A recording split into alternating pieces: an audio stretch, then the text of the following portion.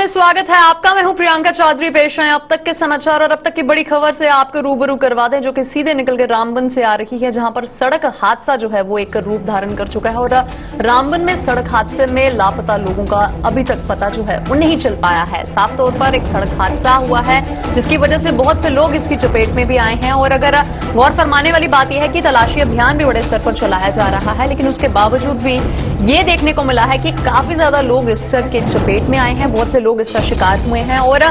डिगडोल में आज सुबह ये जो हादसा है, ये बड़ा हादसा पेश आया है, जहां पर बहुत से लोगों को इसकी कहीं ना कहीं कीमत भी चुकानी पड़ी है। और अगर उन लोगों का जिक्र करें और एक डेटा निकाला जाए तो अभी तक 3 लोगों के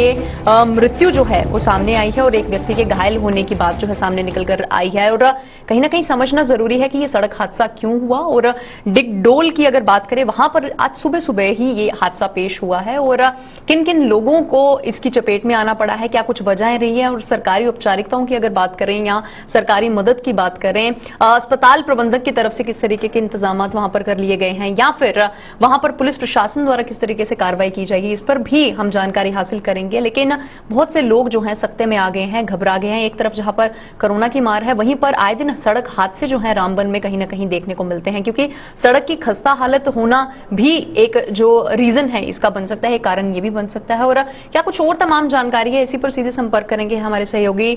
नदीम इकबाल कटोच के पास। उन्हीं से जानेंगे आखिरकार ये जो हादसा पेश आया है क्या कुछ वजह रही है। नदीम, आपसे मेरा सवाल यही रहेगा, ये जो डिगडोल में हादसा आज सुबह सुबह पेश आया है, इसकी क्या कुछ वजह रही है कि ये हादसा वहां पर हुआ और काफी ज्यादा लोग जो हैं वो इसकी चपेट में आए हैं। अभी बताया ये भी जा रहा है कि तलाशी अभियान चलाया जा रहा है, क्या कुछ और डिटेल्स हैं, क्या वाक्य रहा है, क्या वहां पर कारण रहे हैं इस हादसे को पेश आने के लिए, जरा बताइए हमें।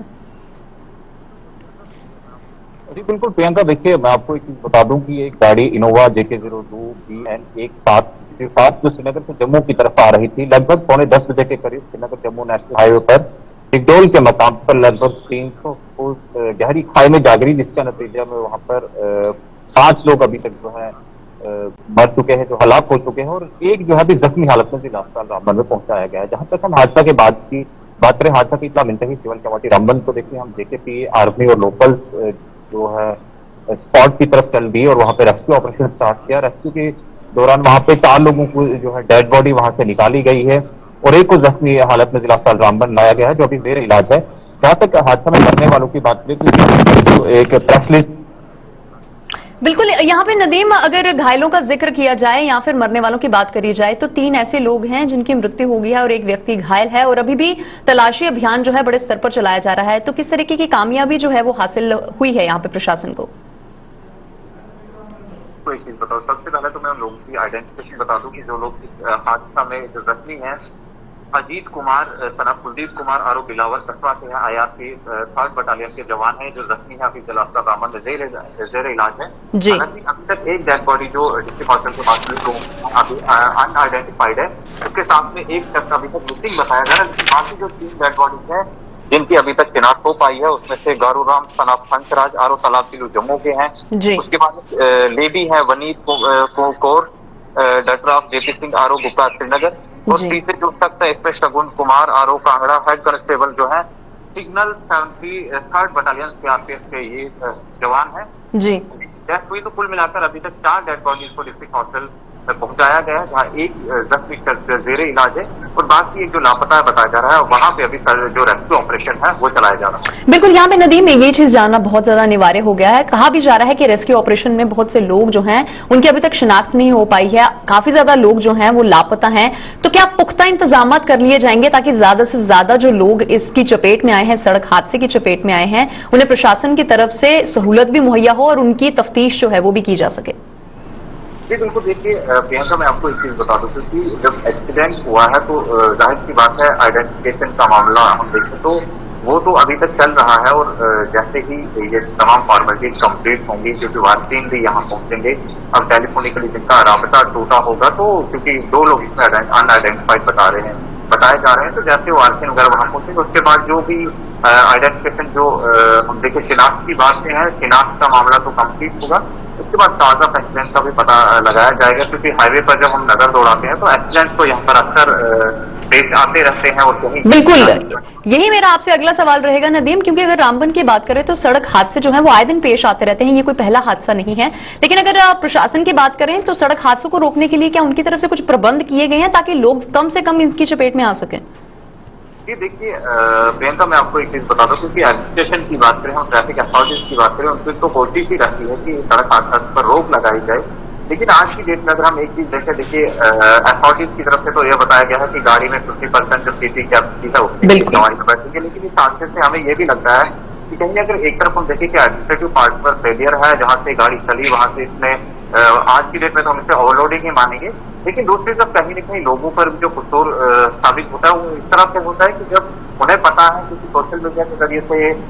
जो मीडिया है उसके जरिए से लोगों तक ये बातें पहुंचाने की कोशिश की जाती है कि 50% के साथ ही आप गाड़ी में बैठे। लेकिन हम भी अगर कॉम्प्रोमाइज करते हैं तो कहीं न कहीं बिल्कुल कॉम्प्रोमाइजिंग सिचुएशन दोनों पक्षों के लिए रहेगी। और ऐसे में अगर एडमिनिस्ट्रेशन की कार्यप्रणाली पर भी नदीम यहाँ पर सवाल उठते हैं, लेकिन उसके बावजूद भी हादसे जो हैं वो आए दिन पेश होने को मिल भी रहे हैं और काफी ज्यादा लोग जो हैं वो इसकी चपेट में आते हुए नजर आ रहे हैं। तो क्या लोगों की अगर बात करें उनकी तरफ से किस तरीके की प्रतिक्रिया सामने निकल कर आ रही है? जी बिल्कुल, देखिए अभी तक कहता मैं आपको एक चीज बता दूं, क्योंकि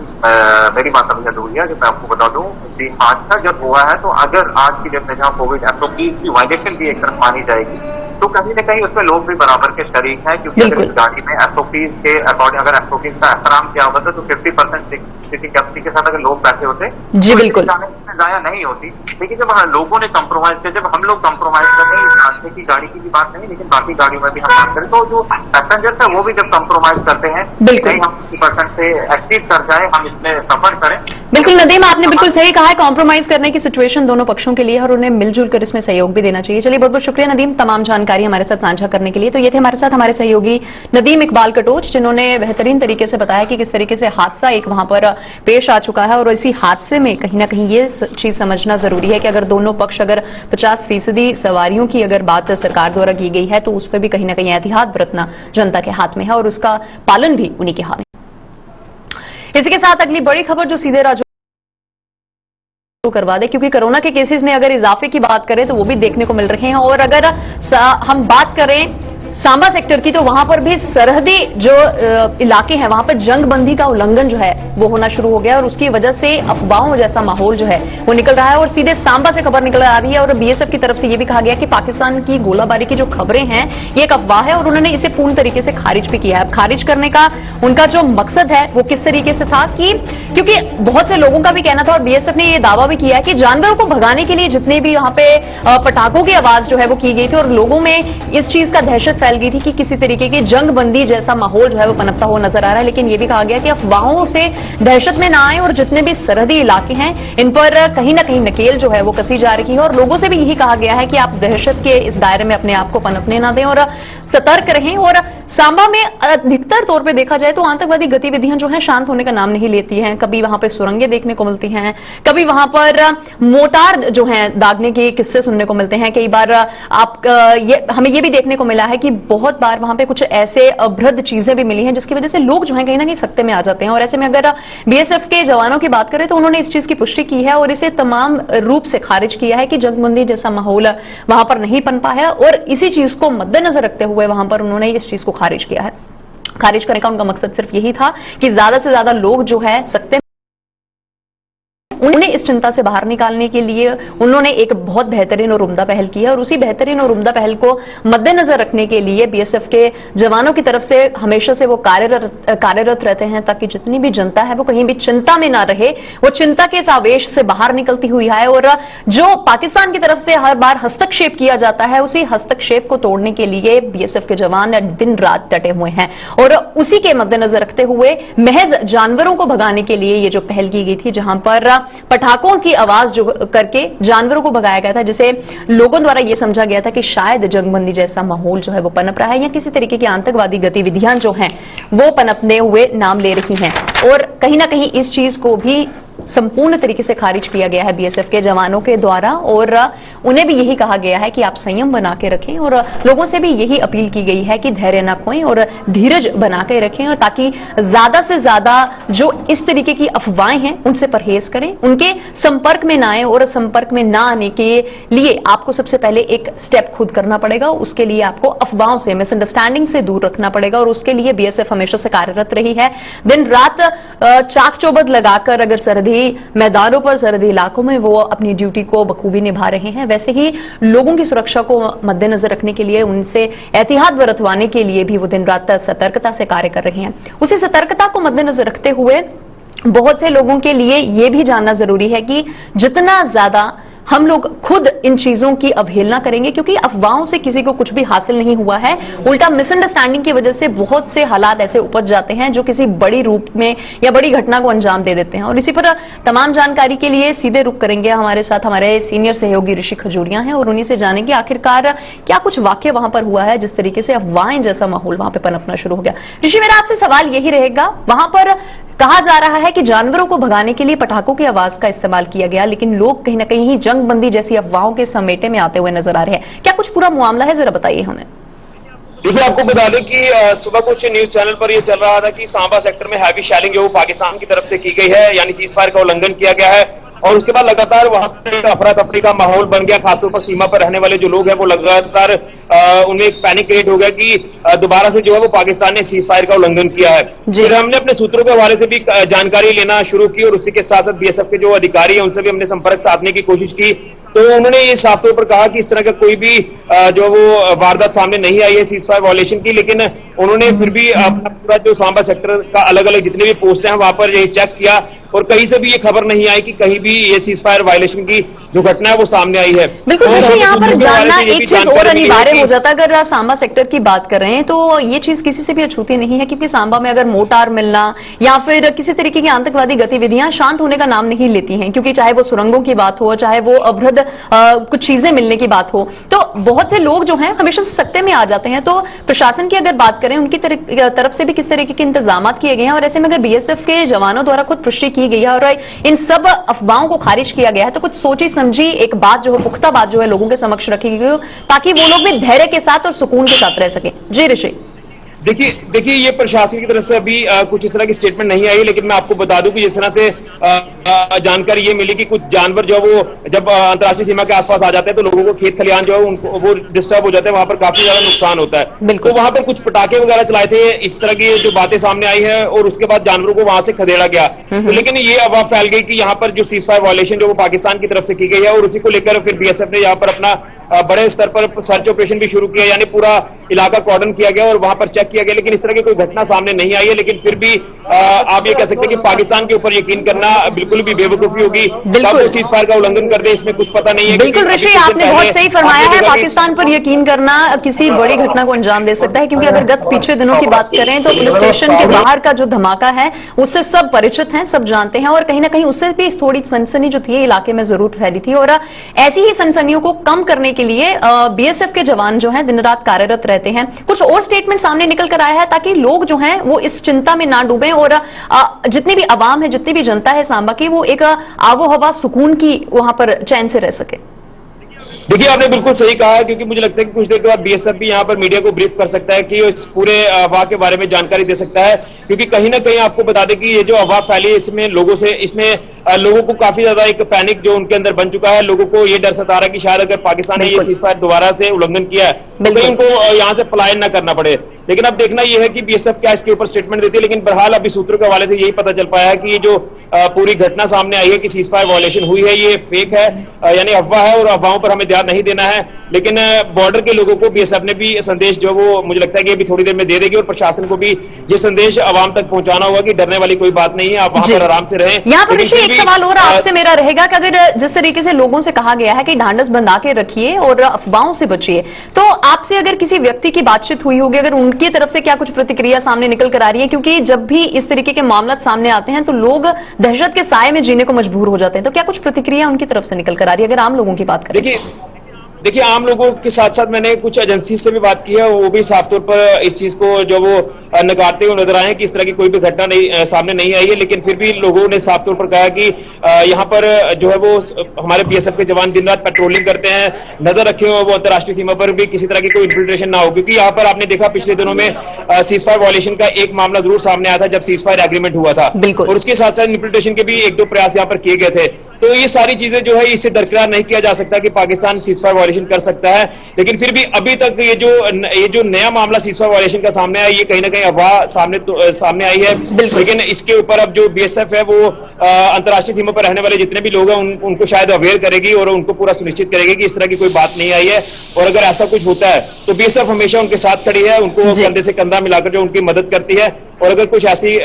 सामने आती है बात तो बीएसएफ उनका पूरा साथ भी देगी। चलिए, बहुत बहुत शुक्रिया ऋषि तमाम जानकारी हमारे साथ साझा करने के लिए। तो ये थे हमारे साथ हमारे सीनियर सहयोगी ऋषि खजूरिया सांबा से, जिन्होंने बताया है कि अफवाहों से बचने के लिए लोगों को भी कहा जा रहा है, और बीएसएफ जवानों की अगर बात करें तो लोगों से धैर्य बनाने के लिए उन्होंने कहा है, और शायद थोड़ी देर में वो लोगों को इन अफवाहों से रिलेटेड और इन्फॉर्मेशन भी दे सकते हैं और डिटेल्स भी दे सकते हैं, ताकि ज्यादा से ज्यादा लोग डरे ना, सकते में ना आए और दहशत के साए में जीने को मजबूर ना हो।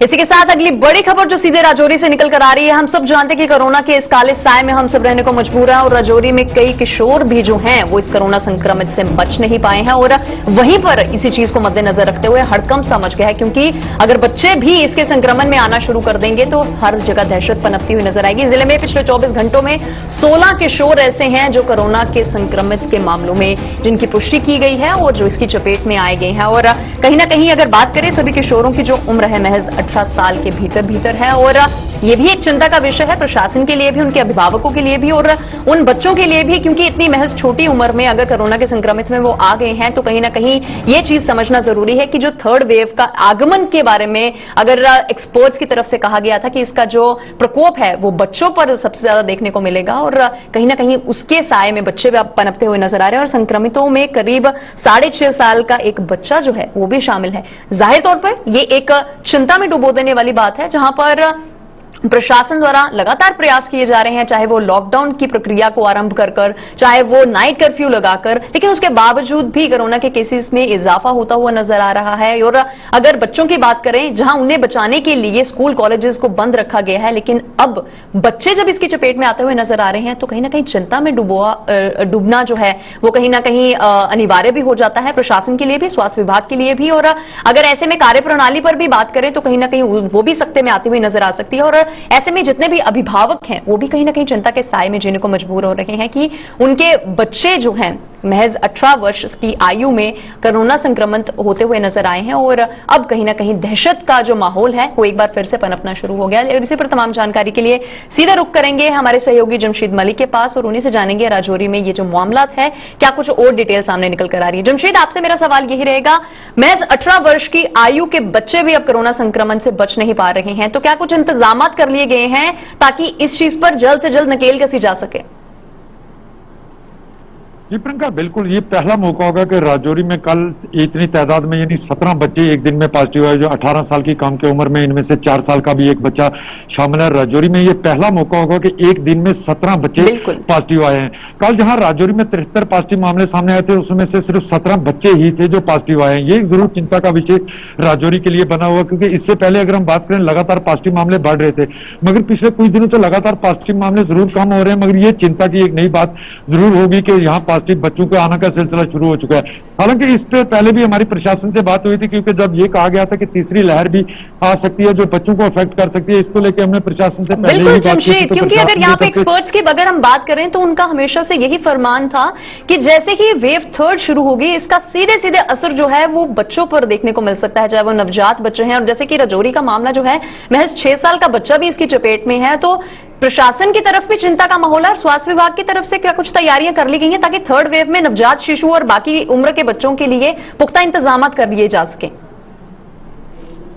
जी प्रियंका, बिल्कुल यही बात हो रही थी कि हमने इससे पहले भी प्रशासन से इससे बात की थी कि जिस तरह कहा जा रहा है कि थर्ड वेव आ सकती है जो बच्चों के लिए खतरनाक हो सकती जी। है, उसको देखते हुए हमने प्रशासन से बात की तो प्रशासन की तरफ से ये कहा गया था कि पूरी तैयारियां पहले ही मुकम्मल कर ली गई हैं। हालांकि हम ये नहीं कह सकते कि थर्ड वेव आई है या नहीं, मगर ये पहला मौका जरूर होगा राजौरी में कि एक दिन में इतने बच्चे बिल्कुल। पॉजिटिव आए हैं जो 18 साल से कम की उम्र में है, उनमें 17 तादाद है उनकी 73 में से। हालांकि ये दूसरी बात यह है कि राजौरी में कोविड केसों में कमी काफी देखने को मिल रही है। जो कोविड पॉजिटिव केस राजौरी में 300 तक आंकड़ा पहुंच चुका था, अब वो आज कल की तारीख में 74 तक पहुंचा है। कोविड केसों में जरूर कमी आ रही है, मगर चिंता का विषय यही है जिसमें ये बच्चे पॉजिटिव आए। दूसरी तरफ अगर ये कहें कि जीएमसी राजौरी की तरफ से भी ये दावा किया जा रहा है कि उन्होंने भी तैयारियां कर ली हैं अगर बच्चों के साथ ऐसा कुछ होता है, क्योंकि इससे पहले भी राजौरी में बच्चे पॉजिटिव आए हैं, मगर इतनी तादाद में एक दिन में ये पहला मौका होगा कि 17 बच्चे पॉजिटिव आए, ये एक चिंता का विषय है। और सबसे बड़ी बात है कि जिस तरह राजौरी में कल भी प्रशासन की तरफ से एक ऑर्डर आज निकाल दिया गया है कि जो भी अब पॉजिटिव आएगा उसको बिल्कुल। जमशेद, आपसे मेरा सवाल हॉस्पिटल ये में भी लाया रहेगा कि जैसे 17 बच्चे जो राजौरी में पॉजिटिव आए हैं, इनकी टेस्टिंग की प्रक्रिया कहां से शुरू हुई और किस तरीके से प्रशासन द्वारा इस पर नकेल कसी गई कि बच्चों के टेस्टिंग के जो अभियान है वो शुरू कर लिया गया और इतने बच्चे जो हैं, इतनी तादाद में बच्चे एक दिन में पॉजिटिव निकल कर सामने आए हैं?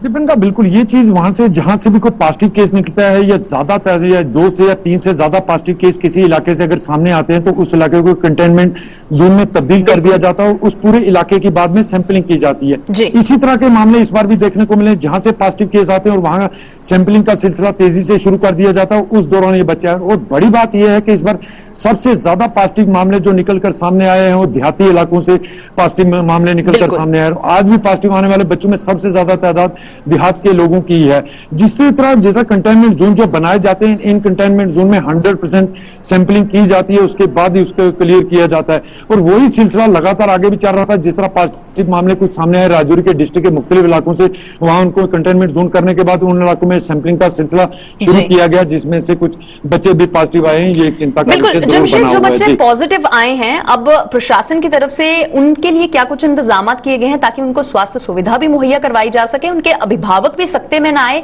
चिंता में ना डूबे और उन बच्चों के लिए भी हर तरीके के इंतजाम हो ताकि वो जल्दी से जल्दी रिकवर कर सकें? बिल्कुल, प्रशासन की तरफ से देर रात को एक ऑर्डर निकाला गया कि अब जो भी पॉजिटिव आएगा उसको आइसोलेट सिर्फ सरकारी हॉस्पिटल में किया जाएगा या सरकार की तरफ से आइसोलेशन वार्ड बनाए गए उनमें लाया जाएगा। अब घर में किसी को रहने की इजाजत नहीं होगी। मगर बच्चों के पॉजिटिव आने की एक वजह यह भी है कि अगर इनके साथ पॉजिटिव आता है या इनकी मां या इनके घर का कोई एक जो बंदा होगा वो इनके साथ ही रहेगा जहां वो वार्ड में होंगे। ये एक चिंता का विषय जरूर बनता जा रहा है, क्योंकि हालांकि पिछले कुछ दिनों से अगर हम देख रहे थे कि अगर मौत की संख्या भी बढ़ रही तो उसमें ज्यादा जो मौतें हुई हैं बड़े एज वालों की हुई है, 30-35 कम एज वालों की भी हुई है, मगर वो कम तादाद में थी। बड़े लोगों की ज्यादा डेथें हुई, मगर बच्चों के पॉजिटिव आने के बाद चिंता का विषय भी जरूर है। और सबसे बड़ी बात है कि जिस तरह प्रशासन की तरफ से ऑर्डर निकाल दिया गया है कि जो भी अब पॉजिटिव आएगा उसको हॉस्पिटल लाया जाएगा, ना उसको होम आइसोलेशन वाली सिस्टम जो था उसको बंद कर दिया गया है। इसको देखते हुए ये लग रहा है कि अब जो भी, क्योंकि कल ये ऑर्डर जब निकला उसके बाद इसकी कापियां तमाम तहसीलदार को, SHO को दे दी गई हैं कि जिस इलाके से भी जो पॉजिटिव आता है उन लोगों को हॉस्पिटल लाया जाए। घर आइसोलेशन वाला सिस्टम खत्म कर दिया और इससे ये एक जरूर बात है कि इनको हॉस्पिटल में लाके वक्त पर जरूर इनको इलाज मिल सकता है। हालांकि लोगों की तरफ से भी बड़े इल्जाम लगाए जा रहे हैं हेल्थ डिपार्टमेंट पर। हेल्थ डिपार्टमेंट जमशेद, इससे कोई भी अछूता नहीं है कि अगर लोगों की बात करें, अभिभावकों की ही बात करें, तो उनका हमेशा से यही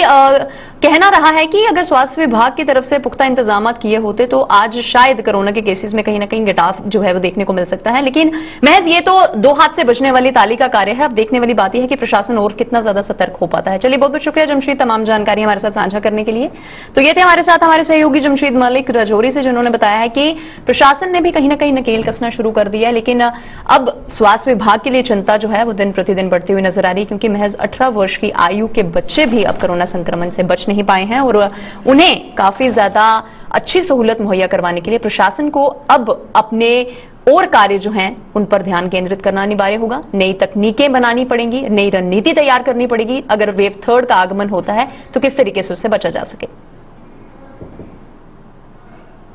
इसी के साथ कोरोना के बढ़ते कदम थमने का नाम भी नहीं ले रहे हैं और जम्मू कश्मीर में शुक्रवार को शाम से नाफिज किए गए वीकेंड लॉकडाउन का लोग ने पूरी तरह से ईमानदारी से पालन भी कर रहे हैं। आज सुबह कुछ घंटों की ढील के बाद भी जरूरी सेवाओं से जुड़ी दुकानें भी बंद हो गई और बाजारों में एक बार फिर से सन्नाटा पसर गया। कोरोना कर्फ्यू में जरूरी सेवाओं से जुड़े सरकारी विभाग के मुलाजिमों, मीडिया कर्मियों और मेडिकल इमरजेंसी में घरों से निकले लोगों को ही आवाजाही की इजाजत दी जा रही है। खास बात यह है कि लोग भी अब इन पाबंदियों की अहमियत समझने लगे हैं और कोरोना को दूर भगाने के लिए प्रशासन का पूरा साथ दे रहे हैं। इन पाबंदियों की वजह से ही अब इस केंद्र शासित प्रदेश में कोरोना संक्रमितों की संख्या में आए दिन गिरावट भी दर्ज की जा रही है। दुकानदार वर्ग हालांकि लॉकडाउन की वजह से बेहद प्रभावित हुआ है, जिसने प्रशासन के समक्ष कुछ सुझाव रखते हुए राहत देने की मांग भी की है। जैसे हमारी 2 दिन दुकानें खुल रही है, ट्यूसडे और थर्सडे को, तो ये होना चाहिए कि 5 दिन खुलनी चाहिए। वैसे टाइम कम दें, वैसे कोई बात नहीं, 3 घंटे 4 घंटे 5 घंटे जितना टाइम देना, सुबह 10 बजे से 5 बजे टाइम दे दें तो रेगुलर खुले, 5 दिन खुले। शनिवार तो लॉकडाउन होना चाहिए, कोई बात नहीं। लेकिन बात जो होती है कि जो दुकानदार सभी दुकानें अपनी नहीं है, किसी की कोई किराए पे है, किसी का 1000 रुपया किराया पर डे का है, किसी का 500 है, किसी का 1500 भी है। तो उसके साथ 2-2 लड़के होते हैं, 2-2 लड़के हैं, 2-2-3 लड़के हैं, 300 खर्चा उनका आ गया और 1500 खर्चा होता है दुकान का रोज का, 2000 खर्चा है किसी का। तो वो बात होती है कि अगर 5 दिन लगातार भी खुले तो चलो कुछ ना कुछ तो बना ही ले बंदा। तो ऐसे 2 दिन खोलने से फायदा कोई नहीं है, वो तो जो माल पड़ा वो भी खा लेंगे, क्या फायदा उसका। 2 दिन तक खर्चा ही निकलता, खाली हफ्ते का 2-4 हजार 5 हजार बट लिया तो हफ्ते में खर्च हो जाएगा। तो वो खाली माल खाने में बात है, उसका फायदा कोई नहीं। फायदा 3-4 से 5 दिन खुले ना दुकान हफ्ते में, तो वो अच्छा रहता है। शनिवार आतवार लॉकडाउन हो जाए कोई बात नहीं, लेकिन ये होना चाहिए कि कोई बात कम टाइम दें। यही कहेंगे कि कुछ लोग नहीं समझे हुए हैं, जो लोग समझ गए हैं आप देख रहे हैं पूरी दुकानें बंद पड़ी हैं। शनिवार और इतवार को सब दुकानें बंद रहती हैं। जाती है, जो लोग मास्क नहीं पहनते हैं वो कोरोना फैला रहे हैं। दुकानदार लोग हैं वो तो अपने से सारे सेफ्टी पे बैठे होते हैं, जो मास्क लगा कर जो भी एंटर करता है तो यही कहते हैं कि सोशल डिस्टेंस द फर्क, सैनिटाइज करें और एक दूसरे से ना मिलें। मगर कुछ एरिया है जम्मू के अंदर जहाँ पे लोग, जैसे सब्जी मंडी हो गई, वहाँ पे थोड़ा स्कूटी वालों को भी ध्यान रखना चाहिए। बुलेटिन में फिलहाल इतना ही। आप बने रहिए हमारे साथ। नमस्कार।